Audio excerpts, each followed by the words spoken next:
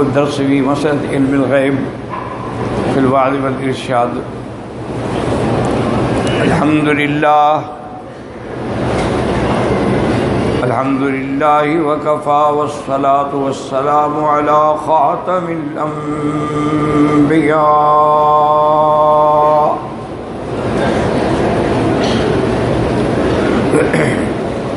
سيدنا وحبيبنا محمد المصطفى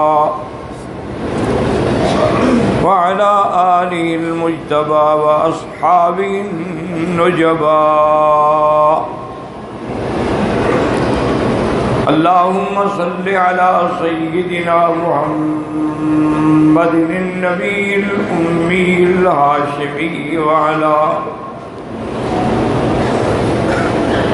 وعلى آله وأصحابه نجوم الهدى.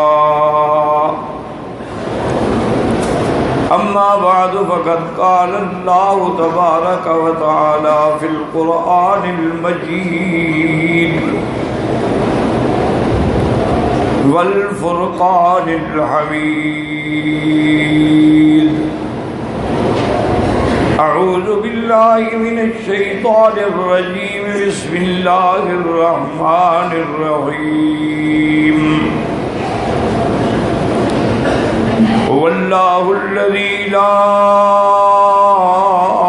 إله إلا هو عالم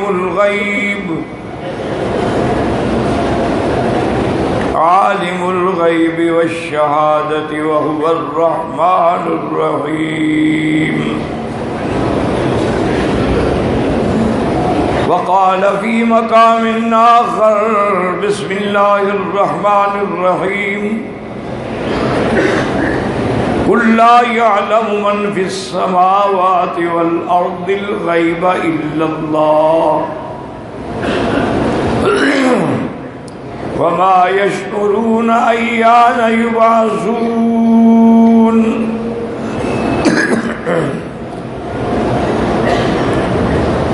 قال النبي صلى الله عليه وسلم خمس لا يعلمهن إلا الله.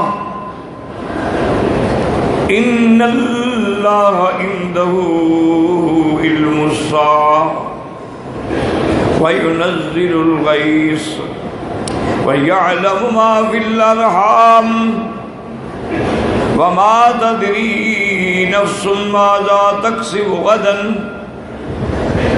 وما تدري نفس بأي أرض تموت.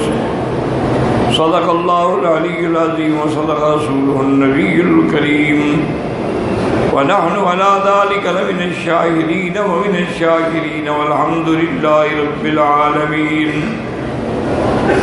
رب اشرح لي صدري ويسر لي أمري واحلل عقدة من لساني يفقهوا قولي. رب زدني علما. سبحانك لا علم لنا إلا ما علمتنا إنك أنت العليم الحكيم. برادران اسلام، واجب الاحترام بزرگوں، دوستوں، بھائیوں، عزیز نوجوانوں، اللہ تبارک و تعالیٰ کے کلام مقدس و مبارک میں سے چند آیات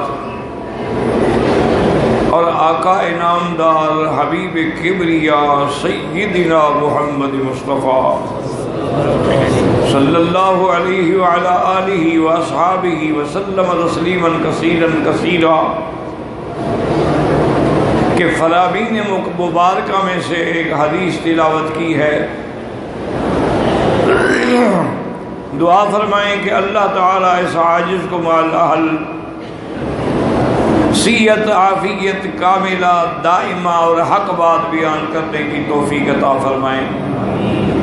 آپ کو حق سننے سمجھنے کی، ہم سب کو حق پر چلنے کی توفیق عطا فرمائیں. پروردگار عالم تمام آنے والوں کی حاضری، حج، عبادات، زیارات، صدقات، خیرات منظور مقبول فرمائیں. عالم اسلام کی عزت و غلبے کا فیصلہ فرمائیں. اور کفار و مشرکین و یہود و ہنود کی ذلت کا فیصلہ فرمائیں۔ میں نے سابقہ دروس میں الحمدللہ شہادتین کے بارے میں عرض کیا تھا، کیونکہ اصل چیز جو ہے وہ یہی ہے۔ حضور نے فرمایا کہ بنی الاسلام علی خمس، اسلام کی بنیاد 5 چیزوں پہ ہے۔ تو پہلی کیا ہے؟ شہادت اللہ الہ الا اللہ وان محمد رسول اللہ۔ اسی طرح مدار نجات اور مدار فلاح کیا ہے؟ یہی کلمہ طیبہ کہ من قال لا الہ الا اللہ دخل الجنہ۔ پوری توجہ سے انشاءاللہ بات سنیں، کوشش کریں سمجھنے کی۔ تو اب ہم نے الحمدللہ جز اول یعنی لا الہ الا اللہ کے بارے میں بھی بیان کر دیا، توحید ربوبیت بھی، توحید الوہیت بھی، توحید اسماء و صفات بھی۔ اور جز ثانی جو ہے محمد الرسول اللہ صلی اللہ علیہ وسلم، اس کے بارے میں بھی عرض کر دیا کہ تمام انبیاء شان والے ہیں، عظمت والے ہیں، لیکن سب سے افضل اور سب سے اکمل اور سب سے اجمل جو ہے وہ حضرت محمد مصطفیٰ صلی اللہ علیہ وسلم۔ اور یہ سارے قرآن میں آپ الحمدللہ جو اہل علم ہیں، جو میرے بھائی ہیں، طالب العلم ہیں، سارے قرآن پہ نظر ڈالیں، کسی پیغمبر کے بارے میں اس طرح اللہ نے شان اور عظمت بیان نہیں کی جو حضرت محمد مصطفیٰ کی۔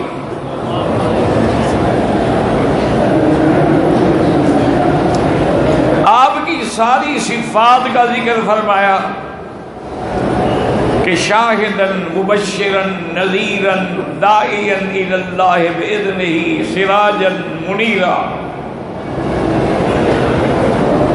آپ کی صفت بیان کی وما ارسلناک الا رحمتا للعالمین۔ اسی طرح بیان فرمایا ولکن رسول اللہ وخاتم النبیین۔ اسی طرح اللہ نے بیان فرمایا کہ رؤوف الرحیم۔ یہ ساری صفتیں اللہ نے میرے مدنی کی بیان کی۔ اور یہ بھی میں نے کہا میں صرف یاد دلا رہا ہوں کہ پیچھے والا مسئلہ آپ کو یاد آئے تو آگے سمجھیں گے، اگر پچھلا سبق ہی بھول گئے تو آگے پڑھنے کی ضرورت ہی نہیں ہے۔ حضور صلی اللہ علیہ وسلم کی صفات میں یعنی اللہ نے کسی پیغمبر کے نام پہ قسم نہیں کھائی ہے۔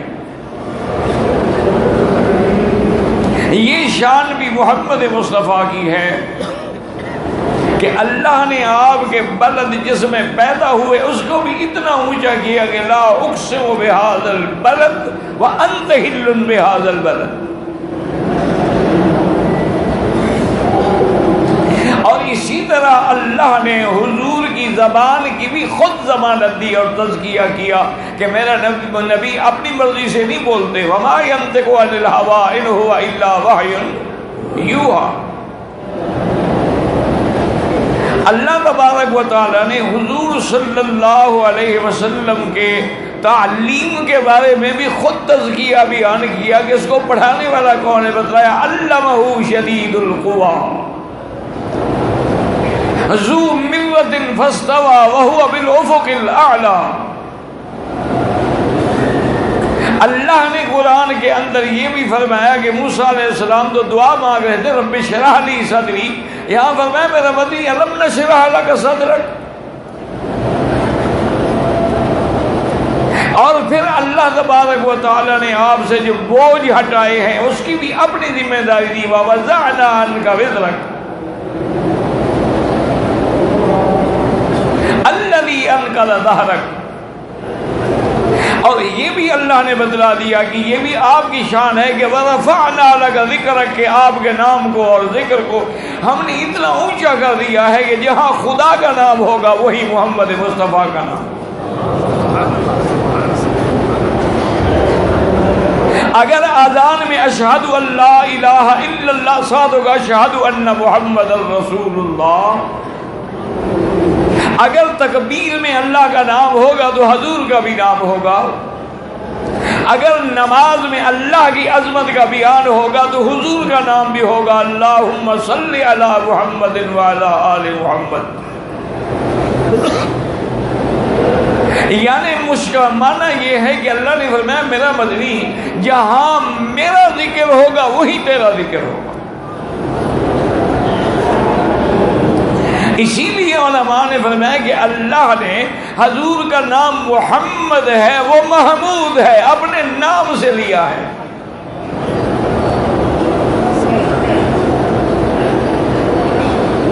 اسی طرح اللہ تبارک و تعالی نے آپ کے بچپن کا ذکر بھی فرما دیا اور اپنی عظمت شان کا بھی فرما دیا کہ میرا مدنی الم یجد کا یتیمن فآوا، میں نے آپ کو پناہ دی۔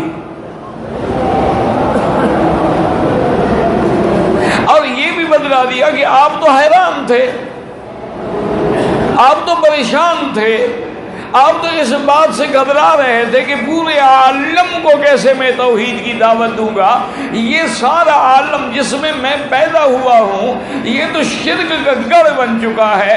اللہ نے فرمایا پھر ہم نے آپ کے لیے راستے بھی کھول دیے، وَوَجَدَكَ ضَالًّا فَهَدَىٰ۔ یاد رکھو کہ ضال کا معنی صرف گمراہ نہیں ہوتا، ضال کا معنی کسی چیز میں کھو جانا بھی ہوتا ہے۔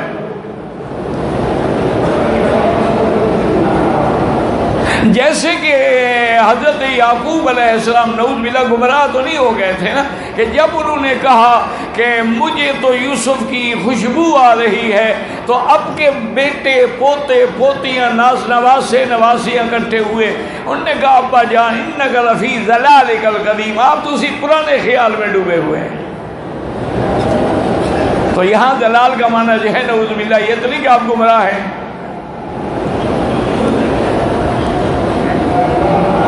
اور اللہ کے پیغمبر جو ہیں ان کو تو اللہ چن لیتا ہے۔ جب اللہ پاک ہے تو اس کے چننے میں کیسے غلطی آ سکتی ہے؟ اللہ یصطفی من الملائکۃ رسلا ومن الناس۔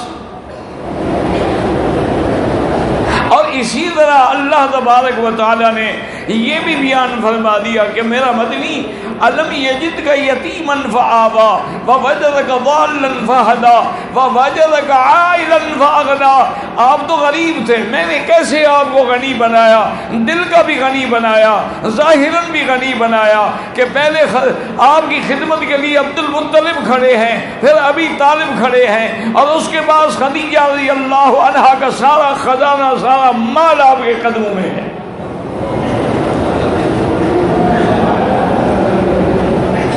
حتیٰ کہ صحیح روایات میں ہے کہ ایک دن حضور پاک نہیں درود شریف نہیں پڑھنا، بالکل درود شریف پڑھنے کا عادت ہی نہیں تو کیوں پڑھے آپ؟ کسی کی عادت ہوگی تو پڑھے گا نا۔ آپ کی عادت ہے انگوٹھے چومنے کی، درود پڑھنے کی تو نہیں ہے۔ اچھا یہ بھی کبھی ان مولویوں سے پوچھا ہے کہ انگوٹھے چومنے پر کتنی نیکیاں ملتی ہیں؟ درود میں تو حضور نے فرما دیا نا کہ من صلی علیہ واحدا صلی اللہ علیہ عشرا، جو مجھ پہ ایک دفعہ درود بھیجتا ہے اللہ اس میں 10 رحمتیں نازل کرتے ہیں۔ لیکن یہ تو نہیں پتا ہے کہ ایک دفعہ جو انگوٹھا چومے تو اس کے کتنے انگوٹھے انشاءاللہ کاٹے جائیں گے۔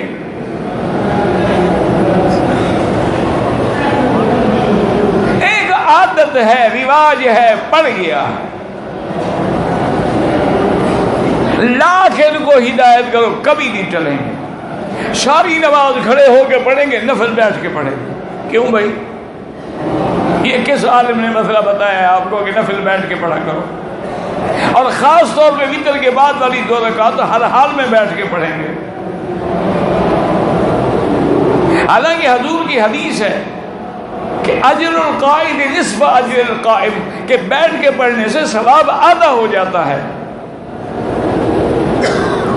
وہ جو اصل مسئلہ ہے وہ تو تمہیں سمجھ نہیں آیا یا بتایا ہی نہیں گیا کہ حضور پاک کا بدن مبارک جب بھاری ہو گیا تھا اور آخری عمر میں حضور بیٹھ کے تہجد پڑھ لیتے تھے کہ کھڑے ہونے میں تکلیف ہوتی تھی، تو بعض علماء جو عالم بھی ہیں، عابد بھی ہیں اور عاشق بھی ہیں، انہوں نے کہا چلو حضور نے جہاں بیٹھے ہیں ہم بھی بیٹھ جاتے ہیں، ورنہ مسئلہ نہیں ہے۔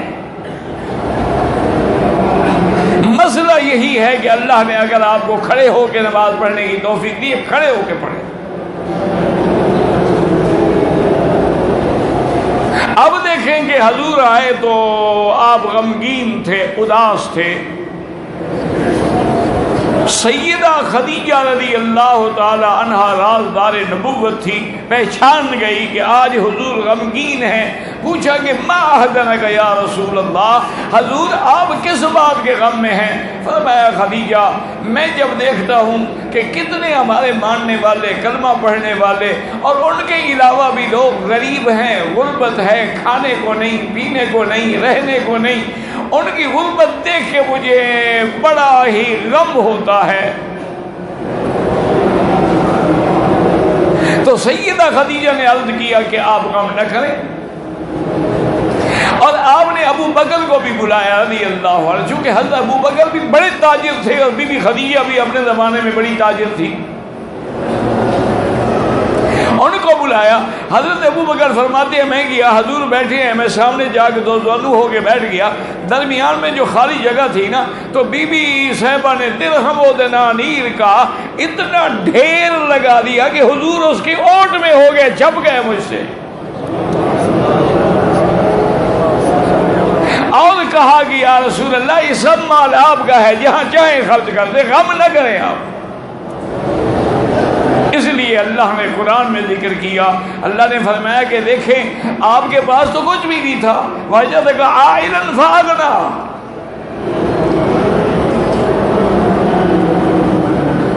اور یہ ساری صفات کسی پیغمبر کی بیان نہیں ہوئی۔ اسی طرح اللہ تبارک و تعالیٰ نے اپنے نبی پاک کو یہ بھی فرمایا کہ آپ جو ہیں جو بھی عبادت فاصبر فإنک بأعیننا، میری آنکھوں کے اندر ہیں آپ۔ یہ ساری عظمت جو ہے وہ حضور محمد مصطفیٰ صلی اللہ علیہ وسلم کو ملی ہے۔ ہر پیغمبر کو معجزے ملے ہیں، لیکن جو معجزہ محمد مصطفیٰ کو ملا کسی کو نہیں ملا۔ اپنے عقیدے ٹھیک کر لو۔ یہ تعصب ہوتا ہے، اناد ہوتا ہے، بغض ہوتا ہے جو یہ باتیں کہلاتا ہے کہ جناب یہ وہابی ہیں، یہ نجدی ہیں، یہ تبلیغی ہیں، یہ اہل حدیث ہیں، یہ سب جو ہیں ان کے دل میں حضور کی محبت نہیں ہے۔ مسلمانوں ایمان سے کہو، اگر کسی کے دل میں حضور کی محبت نہ ہو وہ مسلمان ہے؟ اچھا ایمان سے کہیں، یہاں جب سے آپ حج کے لیے آئے ہیں، اذانیں سن رہے ہیں، نمازیں پڑھ رہے ہیں، تکبیر اشہد ان محمد رسول اللہ کہتے ہیں کہ نہیں کہتے؟ ہاں جی، تکبیر میں کہتے ہیں کہ نہیں کہتے ہیں؟ اور یہ بھی یاد رکھ لیں کہ انہوں نے تو اتنا یعنی ایک اصول بنایا ہے زندگی کا حنابلہ نے کہ جو حضور کی سنت ہے بس آگے نہیں بڑھیں گے، کہ بھی حضور نے سفر میں ایک عمرہ کیا ہے تم بھی ایک عمرہ کرو۔ حالانکہ فقہ یہ نہیں، فقہ تو یہ ہے کہ جب عمرہ قرآن اور حدیث میں ثابت ہے، کوئی ایک کرے یا 1,00,000 کرے، لیکن انہوں نے کہا حضور نے جو نہیں کیا، ان کے عشق کا تو یہ عالم ہے۔ اچھا تمہارے نزدیک تو اگر نماز میں اتفاق سے یعنی درود شریف چھوٹ جائے، یعنی آمدن نہ چھوڑے تو نماز ہو جاتی ہے، اور جن کو تم وہابی نجدی کہتے ہو وہ کہتے ہیں اگر درود شریف آمدن بھی نہیں ویسے چھوڑا ہے تو نماز نہیں ہوتی، دوبارہ نماز پڑھے۔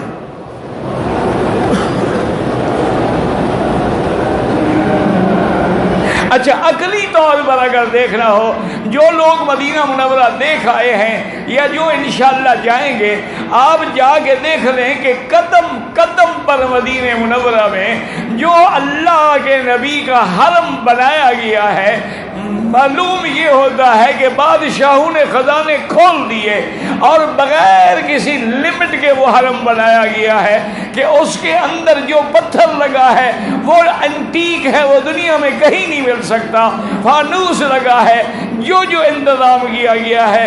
اس وقت ملک فہد مرحوم تھے، اللہ ان کی مغفرت فرمائے، وہ جب گئے دیکھا، پوچھا یہ کیا ہے؟ انہوں نے کہا جی یہ ایئر کنڈیشن کا پلان ہے، اور ایئر کنڈیشن کا جو پلانٹ تھا وہ دنیا میں سب سے بڑا پلانٹ ہے۔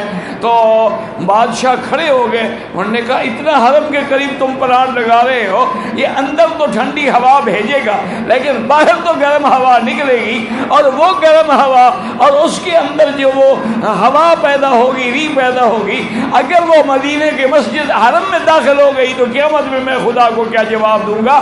اس کو اٹھا کے دور لے جاؤ، تاکہ حضور کو بری ہوا پسند ہی نہیں تھی، اچھی ہوا پسند تھی۔ تو وہاں سے ثنیۃ الوداع لے گئے اور زمین کھود کے نہر بنا کے وہ ٹھنڈک حرم میں لے آئے، تاکہ نہ ہوا پیدا ہو، نہ پٹرول، نہ کسی چیز کی کوئی ذرا سی بھی ہوا حضور کی مسجد میں داخل ہو۔ یہ تو ہیں وہابی، اور عاشق کون ہیں؟ بس کھڑے ہو گئے یا رسول سلام علیکہ، بس یہ عاشق ہے۔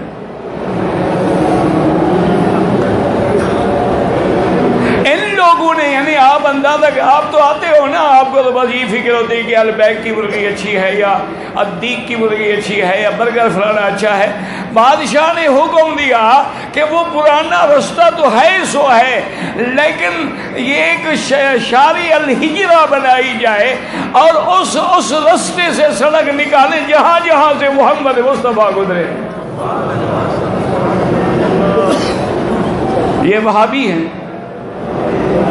تم عاشق رسول ہو ماشاءاللہ۔ انہوں نے جو قرآن کمپلیکس بنایا ہے، یعنی جس میں اگر یہ چاہیں تو روز کا 10,000 قرآن چھپ سکتا ہے، اس کے لیے وہ کاغذ بھی نرالا ہے، وہ طباعت بھی نرالی ہے، اور جو کاغذ ٹکڑے بچ جائیں ان کے لیے مشینیں لگائی گئی ہیں کہ ان میں ڈالو، وہ جل کے ہوا بن کے اڑ جائے تاکہ اللہ کا قرآن پاؤں میں نہ آئے۔ بڑے بڑے انجینئر جو تھے نا، باہر کے آئے تھے بنانے کے لیے، مسلمان ہو گئے۔ انہوں نے کہا جن کو اللہ کے قرآن کی اتنی قدر ہے تو اس سے سچا دین کون سا ہوگا؟ اسی لیے دیکھیں کہ قرآن کی الماریوں کا انتظام دیکھیں، اور جن کو تم کہتے ہو نا وہابی ہیں، حضرت حسین رحمت اللہ نے لکھا ہے کہ قرآن کی طرف بھی پاؤں کرنا ناجائز ہے، اور جن الماریوں میں قرآن رکھا ہے اس کی طرف بھی پاؤں کرنا ناجائز ہے۔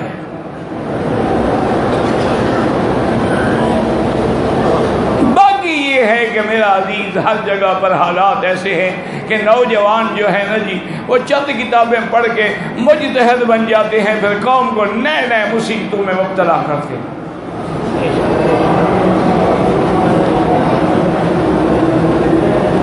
اسی طریقے سے آپ نے کبھی غور کیا ہے کہ آپ اگر حرم شریف کے صرف دروازوں پہ غور کر لیں کہ کسی دروازے کا نام باب ام ہانی ہے، کسی کا نام باب عباس ہے، کسی کا نام باب العمرہ ہے، کسی کا نام باب فتح ہے، کسی کا نام باب المدینہ ہے، کسی کا نام باب الاجیاد ہے، یہ سارے دروازوں پہ غور کر لیں تو اسلام کی تاریخ سامنے آ جائے۔ اسی طرح اب ہم سے باہر نکلتے ہیں، یہ اعلیٰ جانب ہے تو نام جنت المعلی ہے، اونچی جگہ ہے، اور یہ نیچے والا حصہ ہے مسطرہ ہے، مسیال ہے، اس کے گلیوں کا نام بھی کیا ہے؟ شارع ابراہیم الخلیل، شارع صدیق، مدرسہ بلال ابن ابی رباح، مدرسہ عبداللہ ابن المسعود، مدرسہ حضرت سیدہ عائشہ للبنات، حضرت خدیجہ للبنات، ہر گلی ہر مدرسے کا نام یا صحابہ پر ہے یا صحابیات پر ہے یا ائمہ مجتہدین محدثین کے نام پر ہے کہ بندہ جس گلی میں گزرے نظر آئے کہ میں کسی اسلام کے شہر میں ہوں۔ اور آپ نے تو آج تک انگریزوں کے نام نہیں بدلے، انہوں نے جو کنگ ایڈورڈ رکھا تھا آج بھی وہی کنگ ایڈورڈ ہے، انہوں نے جو گیلے وال رکھا تھا اسٹیشن کا نام وہ آج بھی گیلے وال ہے، انہوں نے جو ہسپتال کا نام گنگا رام رکھا تھا وہ آج بھی گنگا رام ہے۔ یعنی ہم تو آج تک اپنے گلیوں کے نام نہیں بنا سکے ہیں۔ خدا کے لیے علماء کرام، اگر آپ اپنے بچوں کو صرف قاعدہ اسلامی پڑھا دیتے تو الحمدللہ آج نہ گمراہ بھی نہ ہوتے اور ٹھوکرے بھی نہ ہوتے، لیکن انگریزوں نے اے ایپل پڑھایا تم نے الف عام پڑھایا، انہوں نے سی کیٹ پڑھایا تم نے بھی بلی پڑھایا، انہوں نے حکا پڑھایا تم نے بھی وہی حکا پڑھایا۔ اگر تم قاعدہ بناتے کہ الف سے اللہ ہے اور بے سے بیت اللہ ہے اور حیا سے حج ہے اور اسی طرح سارے مشاعر اسلام کے بیان کرتے، بچہ قاعدہ پڑھنے کے بعد بھی دین سے واقف ہو جاتا۔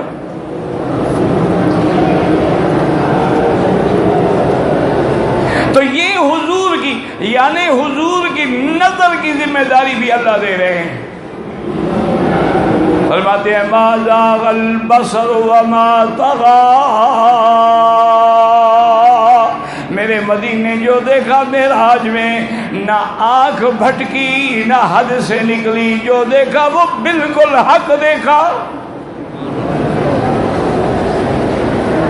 لقد رأى من آیات ربہ الکبریٰ، اور اسی طرح اللہ پاک نے آپ کے بیان کو اور آپ کی نماز کو بھی ذکر کیا کہ ان ربک یعلم انک تقوم ادنی من ثلثی اللیل ونصفہ۔ اللہ نے فرمایا میرا مدنی تیرا رب جانتا ہے کہ آپ کبھی آدھی رات کبھی تہائی رات، اور آپ کے ساتھ جو کلمہ پڑھنے والے ہیں وہ بھی سارے کھڑے ہوتے ہیں، اور اس رات کا اتنا جاگنا مشقت میں ڈالتا ہے۔ اب میں رحم کر رہا ہوں آپ پر بھی اور آپ کی امت بھی، فَقْرَؤْا مَا تَيَسَّرَ مِنَ الْقُرْآنِ۔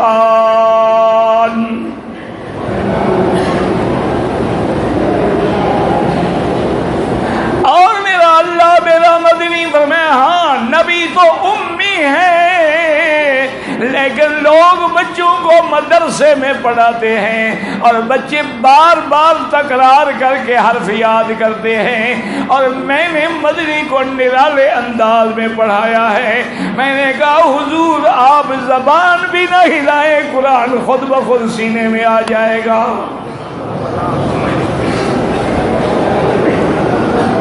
لا تحرک به لسانک لتعجل به ان علینا جمعہ وقرآنا۔ اور اللہ تبارک و تعالی نے مدنی کے اخلاق کے بارے میں کیا فرمایا؟ قرآن میں فرمایا وَإِنَّكَ لَعَلَىٰ خُلُقٍ عَظِيمٍ۔ اللہ کہہ دو صلی اللہ علیہ وسلم۔ ایک دفعہ شوق سے ایک ایک حرف پہ غور کر کے میرے پاک نبی پہ درود پڑھ لے، شاید شفاعت کا ذریعہ بن جائے۔ اللہم صلی علی محمد وعلی آل محمد کما صلیت علی ابراہیم وعلی آل ابراہیم انک حمید مجید۔ اللہ اکبر اللہ اکبر۔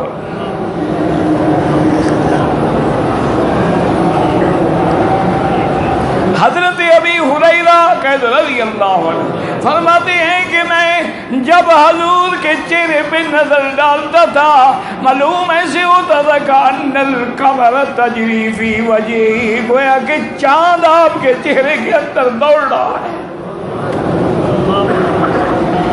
اللہ اکبر۔ بی بی عائشہ فرماتی ہیں حضور میرے حجرے میں آتے اندھیرا ہوتا، مسکراتے تو روشنی ہوتی۔ صلی اللہ علیہ وعلا آلہ وصحابہ وسلم تسلیما کثیرا کثیرا۔ اسی لیے میرا مدنی رحمت دو عالم صلی اللہ علیہ وسلم جب ہجرت کر کے مدینہ منورہ گئے ہیں تو سارے مدینے والے بوڑھے جوان بچے بچیاں ثنیۃ الوداع کے مقام پہ روزانہ صبح آتے، شام تک انتظار کرتے، سواری نظر نہ آتی واپس چلے جاتے، پھر صبح آ جاتے کہ شاید آج آنے والا آ جائے۔ مسلمانوں یاد رکھو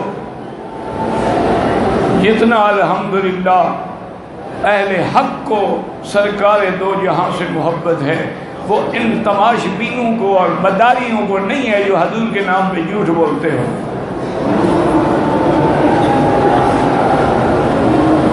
آپ دیکھیں کہ چھوٹی چھوٹی، اسی لیے امام مالک سب کہہ دو رحمت اللہ علیہ، امام مالک کہتا ہے کہ مدینہ جو ہے وہ مکے سے بھی افضل ہے۔ تو ساتھیوں نے کہا حضرت کیا کہہ رہے ہیں آپ، مکے کی افضلیت پہ تو جمہور کی رائے۔ انہوں نے کہا بھی میں مانتا ہوں جمہور کی بھی رائے ہے، اللہ کے قرآن میں بھی اس کے حرم کا ذکر ہے، لیکن میرا اجتہاد، میرا وجدان، میرا ادراک، میرا دل، میرا دماغ، میرا عقل یہ کہتا ہے کہ مدینہ افضل ہے۔ انہوں نے کہا جی وجہ کیا ہے؟ انہوں نے کہا مکہ تلوار سے فتح ہوا، مدینہ محمد کے پیار سے فتح ہوا۔ کہا مکے والے جو تلواریں لے کے کھڑے تھے، یہ تو مدینے والے ہیں جنہوں نے دیکھا بھی نہیں ہے، پہلے سڑکوں پہ کھڑے ہیں اور حضور کا انتظار کر رہے ہیں۔ اچھا اللہ کی شان دیکھو، ابھی آپ مدینہ شریف جائیں گے تجربہ ہوگا، اللہ کی شان ہے مدینے میں آج تک جمال کا اثر ہے اور مکے میں آج تک جلال کا اثر ہے۔ یہ اللہ کا گھر ہے نا، تو جن کی ڈائریکٹ ڈائلنگ اللہ سے وہ ہمیں کیا سمجھے؟ اسی لیے ذرا بھی بات کیا کہ اللہ مدینے میں کسی رستہ پوچھو انگلی پکڑ کے پہنچا دے گا۔ ابھی تک ان کے اندر وہی جمال ہے، وہی محبت ہے، وہی الفت ہے جو سرکار نے چھوڑی ہے۔ اور کیوں نہ ہو جن کے حضور پاک صلی اللہ علیہ وسلم نے جب مدینے والوں نے آ کے بیعت العقبہ کی تھی، مینا کے رستے میں جہاں کنکریاں مارتے اس کے ساتھ ایک چھوٹی مسجد بنی ہوئی ہے، اسی جگہ حضور نے بیعت کی تھی۔ مدینے والوں نے کتنی بڑی بات کہہ دی، جب بیعت ہو گئی تو انہوں نے کہا حضور ایک وعدہ ہم کرتے ہیں اور ایک وعدہ آپ بھی آج ہمارے ساتھ کر لیں۔ حضور نے فرمایا بتاؤ کیا ہے؟ انہوں نے کہا حضور جب آپ مدینے آئیں گے ہم اپنا من تن اولاد جان مال سب آپ پہ نشاور کر دیں گے، لیکن آپ ایک وعدہ کریں کہ ہمیں چھوڑ کے نہیں جائیں گے۔ صلی اللہ علیہ وسلم، صلی اللہ علیہ وسلم۔ یا اللہ ہم گناہگار ہیں، ان آنکھوں میں ساری زندگی گناہ کیے، لیکن تو نے کعبہ بھی دکھلا دیا، روضہ بھی دکھلا دیا، اور اگر کرم فرما دے تو خواب میں حضور کا جلوہ بھی دکھا دے۔ صلی اللہ صلی اللہ علیہ یا محمد، صلی اللہ علیہ یا رسول اللہ، یا رب صلی علی محمد وعلى آلہ واصحابہ وازواجہ وذریاتہ واتباعہ الی یوم الدین۔ تو اب مدینہ منورہ کی بچیاں جو ہیں وہ ثنیۃ الوداع اب بھی موجود ہے، وہ جگہ موجود ہے ماشاءاللہ، پہاڑی ہے چھوٹی سی، وہیں آگے کھڑی ہو جاتی۔ اب دور سے جب حضور بھی سواری آئی اور ان کی نظر پڑی تو سارے خوشی سے کہتے ہیں طلع البدر علینا من ثنیۃ الوداع۔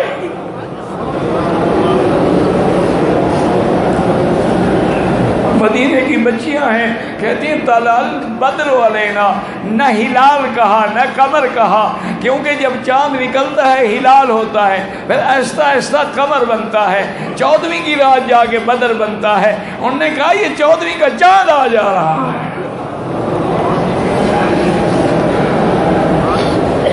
اور حدیث میں ہے، حضور صحابہ فرماتے ہیں ما رأینا اضوا یوم، ہم نے اتنا روشن دن نہیں دیکھا تھا جس دن حضور مدینے آئے ہیں، اس دن روشنی پڑ گئی مدینے کے دن کی۔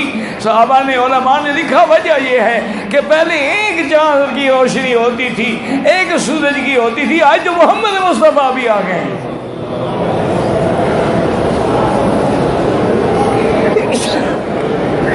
لیکن یاد رکھیں، محبت بھی دیکھیں اور عشق بھی دیکھیں اور اس کے ساتھ علم بھی دیکھیں کہ بی بی عائشہ نے حضور کو چاند نہیں کہا، انہوں نے کہا کہ لنا شمس وللہ فاق شمس، ایک دنیا کا سورج ہے، ایک میرا سورج ہے، وشمسی احسن من شمس السماء، اور میرا سورج جو ہے وہ دنیا والوں کے سورج سے زیادہ بہتر ہے۔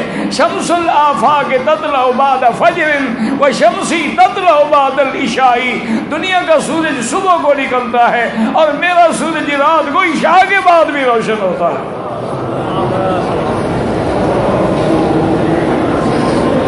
سیدہ عائشہ صدیقہ رضی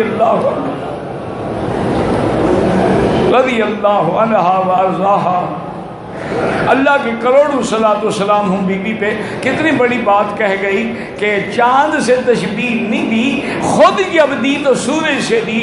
وجہ کیا ہے کہ چاند محتاج ہے سورج کا۔ نہیں سمجھ آئی بات؟ بھائی چاند روشنی کس سے لیتا ہے؟ سورج سے، لیکن سورج خدا سے لیتا ہے۔ انہوں نے کہا سارے انبیاء حضور سے لیتے ہیں، محمد خدا سے لیتا ہے۔ تمام انبیاء نے حضور پر ایمان لائے ہیں کہ نہیں لے لَتُؤْمِنُنَّ بِهِ وَلَتَنْصُرُنَّهُ وَلَقَدْ آتَيْنَا مُوسَى الْكِتَابَ فَلَا تَكُنْ فِي مِرْيَةٍ مِّن لِقَائِهِ، میرا مدنی موسیٰ علیہ السلام کی ملاقات میں شک نہ کرنا، صرف موسیٰ نہیں، میں تو آدم سے لے کر عیسیٰ تک سارے نبی تیرے استقبال پہ کھڑے کر دوں گا۔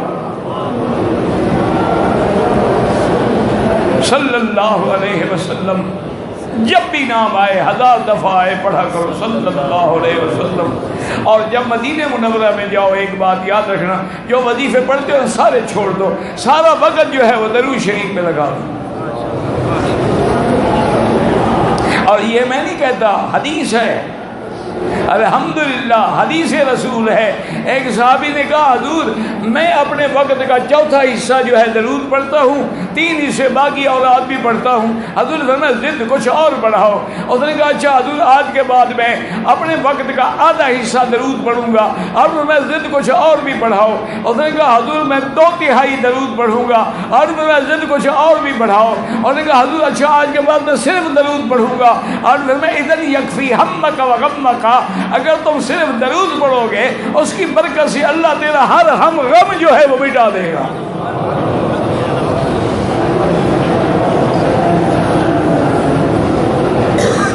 اصل مشکل یہی ہے کہ نہ ہمیں نماز پڑھنا آیا نہ درود پڑھنا۔ تو اللہ تبارک و تعالیٰ نے یعنی ہر بات کی اپنے مدنی کے بارے میں تزکیہ بھی کیا، شان بھی بیان کی اور منصوص طریقے سے بیان کر دی کہ وَرَفَعْنَا لَكَ ذِكْرَكَ، اور ساتھ یہ بھی بتلا دیا عَسَىٰ أَن يَبْعَثَكَ رَبُّكَ مَقَامًا مَحْمُودًا۔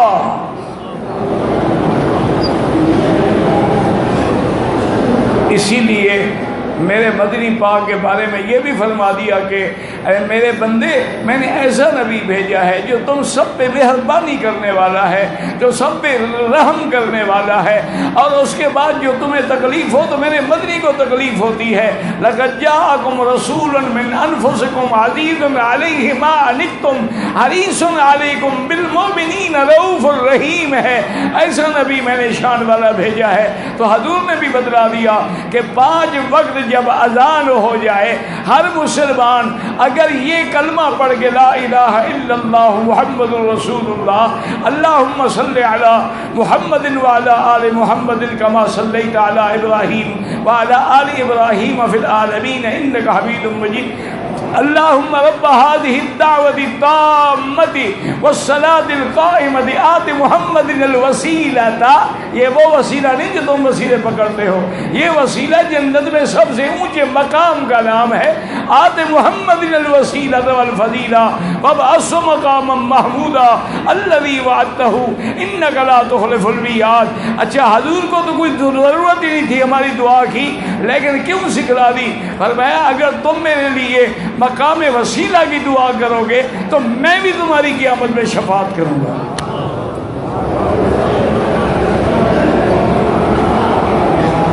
تو الحمدللہ ثم الحمدللہ، جز اول جو تھا وہ تھا لا الہ الا اللہ۔ اچھا یاد رکھو ہمیشہ جو اہم چیز ہوتی ہے نا وہ نفی اور اثبات دونوں میں بیان کی جاتی ہے۔ لا الہ، کوئی معبود برحق نہیں، الا اللہ، اور کون ہے؟ اللہ ہے۔ اور آگے دوسری جز کا کیا تھا کہ محمد الرسول اللہ، دل سے کہو محمد الرسول اللہ۔ اب جب یہ دونوں اور آپ کی یہ صفت بھی اللہ نے بیان کر دی قرآن میں کہ صرف حضور نہیں، آدم سے لے کر محمد تک جتنے انبیاء آئے ہیں وہ بشر ہیں، سید البشر ہیں، انسان ہیں، اولاد آدم ہیں۔ اگر ان کی بشریت کا انکار کرو گے تو قرآن کا انکار ہے جو کفر ہو جائے گا۔ یہ 2 جز ہم نے اچھی طرح سمجھ لیے۔ دیکھو ایک بات یاد رکھو، اگر جبریل کو اللہ نبی بنا کے بھیج دیتے تو جبریل تو کھانے سے بھی پاک، پینے سے بھی پاک، بیوی سے بھی پاک، خواہشات جنسیہ حیوانیہ سے بھی پاک، وہ پھر ہمارا مقتدا کیسے بنتا؟ وہ کہتا روزہ رکھو، ہم کہتے آپ تو جناب کھاتے نہیں ہیں نا، بھوک نہیں لگتی اس لیے ہمیں کہہ رہے ہو۔ اللہ نے فرمایا نہ میں تمہاری جنس سے پیغمبر بھیجوں گا جو تمہاری طرح کھانا بھی کھائے گا، تکلیف بھی اٹھائے گا، دھوپ بھی برداشت کرے گا، پھر روزے بھی رکھے گا، پھر میرا شکر بھی کرے گا، تاکہ کوئی یہ کہہ نہ سکے کہ کچھ نہیں ہے، بلکہ میرا مدنی ہر عمل کر کے دکھائے گا، اور میرے مدنی کا ہر عمل تمہارے لیے نمونہ ہوگا۔ لقد کان لکم فی رسول اللہ اسوۃ حسنہ۔ اللہ ہمیں اس پہ ثابت قدم رکھے۔